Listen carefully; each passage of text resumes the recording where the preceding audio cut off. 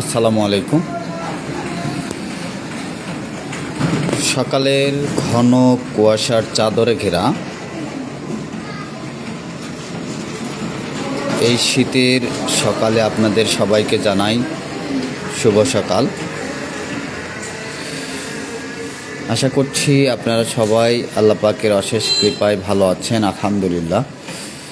আমরা ইতিমধ্যে আপনারা জানেন সারা বাংলাদেশের সকল আউটসোর্সিং দৈনিক মজুরি ভিত্তিক এবং প্রকল্পের মাধ্যমে নিয়োজিত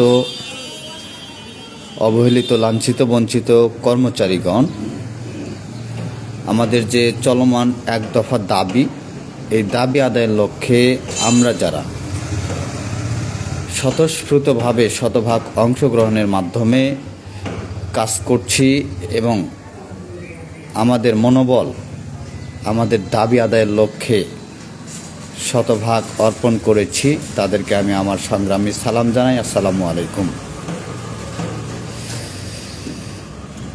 আপনারা জানেন আমরা দীর্ঘদিন যাবৎ সারা বাংলাদেশের অবহেলিত, লাঞ্ছিত, বঞ্চিত আউটসোর্সিং দৈনিক মজুরি ভিত্তিক কর্মচারীদের নিয়ে বিভিন্ন ধরনের প্রোগ্রাম ইতিমধ্যে করেছি, মানববন্ধন করেছি, আমরা সংবাদ সম্মেলন করেছি, গোলটেবিল বৈঠক করেছি, মহাসমাবেশ করেছি। ইতিমধ্যে আমরা বর্তমান অন্তর্বর্তীকালীন সরকারকে আমাদের বিষয়ে অবগত করতে সক্ষম হয়েছি। আমাদের বিষয়টি প্রক্রিয়াধীন আছে, আমাদের দাবি চলমান আছে। এই চলমান দাবি বাস্তবায়ন করতে আমাদেরকে আমাদের জায়গা থেকে সচেষ্ট থাকতে হবে, সচেতন থাকতে হবে। সার্বক্ষণিকভাবে আমাদেরকে যোগাযোগ রাখতে হবে নিজেদের মধ্যে। যে কোনো মুহূর্তে প্রয়োজন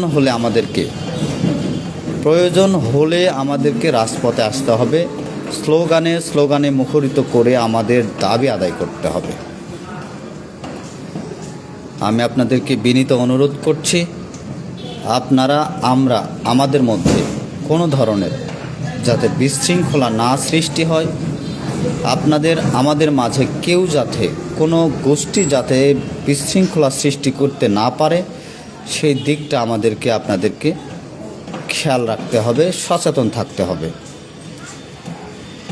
আমার দাবি একটাই দাবি, বয়স শিথিল করে পদে প্রতিষ্ঠানে স্থায়ীকরণের যে বিষয়, এটা আমার প্রাণের দাবি, মৌলিক অধিকার আমার।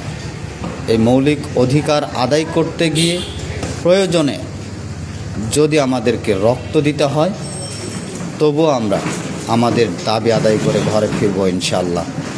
আমি আপনাদেরকে আশ্বস্ত করতে চাই, আমাদের যে চলমান আন্দোলন, এই আন্দোলন খুব শীঘ্রই আমরা সফলতার দ্বার প্রান্তে এসেছি।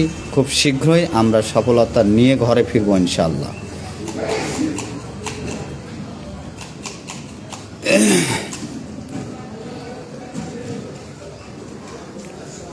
আমরা যারা সারা বাংলাদেশের আউটসোর্সিং দৈনিক মজুরি ভিত্তিক এবং প্রকল্পের মাধ্যমে নিয়োজিত কর্মচারী রয়েছি, আমরা আমাদের যৌক্তিক দাবি সরকারের কাছে তুলে ধরেছি। ইতিমধ্যে আমাদের এই দাবি আদায়ের লক্ষ্যে আমাদের কেন্দ্রীয় কমিটি বাংলাদেশ আউটসোর্সিং কর্মচারী কল্যাণ পরিষদের ব্যানারে সার্বক্ষণিকভাবে যোগাযোগ রেখে আমাদের কাজ, আমাদের চলমান দাবি আদায়ের জন্য সচেষ্ট আছেন এবং তাদের দিক নির্দেশনা অনুযায়ী যদি আগামী দিনে আমাদেরকে রাজপথে আসতে হয়, রাজপথে আসার জন্য যদি তারা আমাদেরকে নির্দেশ দেয়, আমরা যে কোনো মুহূর্তে আমরা রাজপথে আসব, এই মানসিকতা আমাদের থাকতে হবে। এমনটা মানসিকতা আমাদের মধ্যে নিয়ে আসলে চলবে না যে আমাদেরকে এক সপ্তাহ আগে জানানো হলো না কেন।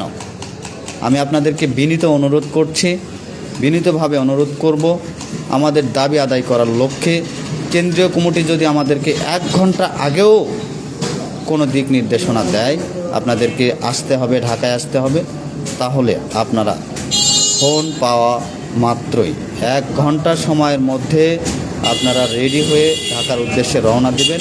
এইটাই আমি আপনাদের কাছে আশা করছি। আমাদেরকে সার্বক্ষণিকভাবে প্রস্তুত থাকতে হবে, যেহেতু যুদ্ধে নেমেছি, যুদ্ধে জয় পরাজয় থাকবেই। জয় পরাজয় নিয়ে সৈনিক কখনো চিন্তা করে না, ভাবে না। যুদ্ধে জয় আছে, পরাজয় আছে। আমরা আমাদের জায়গা থেকে যেহেতু যৌক্তিক দাবি আমরা করেছি, আমরা জয় আমাদের নিশ্চিত, এটা আমরা আশা করছি ইনশাআল্লাহ। তো আগামী দিনে আপনাদের সঙ্গে আবারও কথা হবে। আপনারা ভালো থাকবেন, সুস্থ থাকবেন। আপনাদের ওপর অর্পিত দায়িত্ব যথাযথ পালনপূর্বক বাংলাদেশ আউটসোর্সিং কর্মচারী কল্যাণ পরিষদ কেন্দ্রীয় কমিটির ব্যানারেই থাকবেন। আপনারা আমার দাবি আদায় করে আমরা ঘরে ফিরব ইনশাআল্লাহ। এই আশায় প্রত্যাশা রেখে আপনাদের সুস্বাস্থ্য এবং দীর্ঘায়ু কামনা করে আজকের মতো এখানে কথা বলা শেষ করছি। আল্লাহ হাফেজ।